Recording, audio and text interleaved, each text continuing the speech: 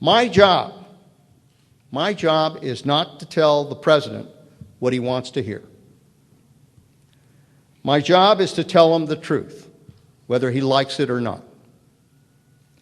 That is what our nation's leaders and the American people should expect Central Intelligence Service to do.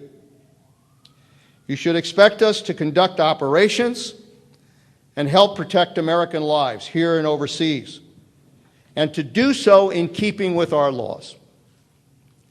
We should not have to choose between our safety and our values. That must be the fundamental rule as to how you achieve national security in a free society. You should expect us at the CIA to live by that rule. You should expect us to support our men and women in uniform, deploying to the field alongside the military, as we do, so that our war fighters have the information they need in order to prevail. You should expect us not only to know today's threats, but identify emerging dangers and opportunities. It is the duty of the CIA, perhaps more than any other agency, to minimize the risk of surprise. Ultimately, the CIA will be judged, and our value to the United States will be measured by our success in delivering on the expectations I just outlined. We strive to meet those expectations by bringing powerful and unique capabilities to our defense. We deploy case officers throughout the world to find secrets that the United States can get no other way. We build and deploy technical tools that provide clandestine access to essential information. We provide independent, all-source analysis of a full range of national security issues, both tactical and strategic. All of the intelligence we gather, by human intelligence, by technical intelligence, means very little if we don't combine it with the analysis of what that information means. And we conduct covert action at the direction of the President. Here our mission moves beyond just acquiring information to taking action. And we do it in a way that represents the kind of covert action that every president has used since Harry Truman. These core tasks, each of them central to the CIA's mission since its founding, are performed by our clandestine service officers, by our analysts, by our scientists, by our technicians, and they're enabled by an infrastructure and a professional support staff that is without comparison in the intelligence community. Nearly half of the officers at the CIA are in what we call the Directorate of Support. That part of the agencies that builds the facilities out of scratch in the Afghan mountains, that keeps our computers secure and our people safe and healthy. It's quite an operation. My responsibility as director is to ensure that the agency's talented people and robust capabilities are responding to the needs, the intelligence needs of the nation. And that we are responding with honesty and with integrity and with accuracy. My goal is to bring the CIA, in a word, into the 21st century with a workforce that reflects the nation we serve and the world we live in. Let me tell you about what we're doing in some of the high priority areas. There are 4 areas I want to discuss: counterterrorism, counterproliferation, cybersecurity, and the global arena in terms of our target responsibilities.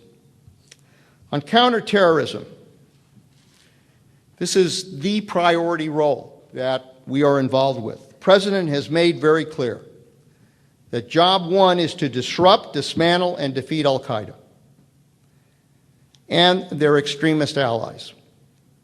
Working closely with our allies throughout the world, the United States has made, I believe, significant progress against this very dangerous enemy. In the tribal areas of Pakistan, Al-Qaeda's senior leaders are under tremendous pressure. Top-ranking terrorists, rank-and-file militants have been taken off the battlefield in rapid succession.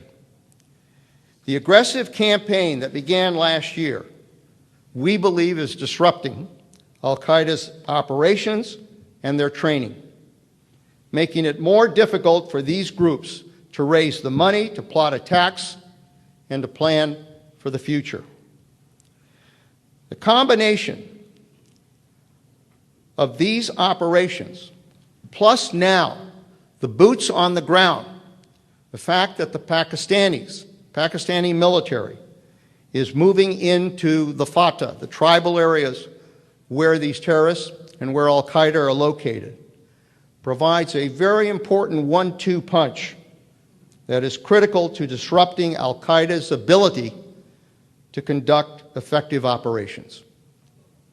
As successful as our efforts have been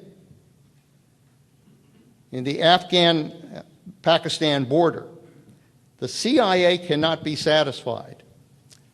It is not enough simply to disrupt the danger emanating from the tribal areas today.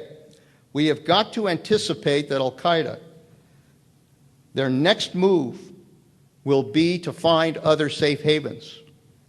And our challenge is to block its flight to those safe havens. The agency has sharpened its focus on places where Al-Qaeda will run to regroup, and they usually move to failed states. We are looking at Somalia, at Yemen, North Africa, areas in Southeast Asia. We have to be ready if the enemy shifts major resources to these areas and to these safe havens. This is not about simply monitoring the process. This is about interdicting it and blocking their ability to find other areas that they can operate from. As I said, the agency's job is not only about the present, it has to be about the future. Unless we stay one step ahead, we are not fully accomplishing our mission.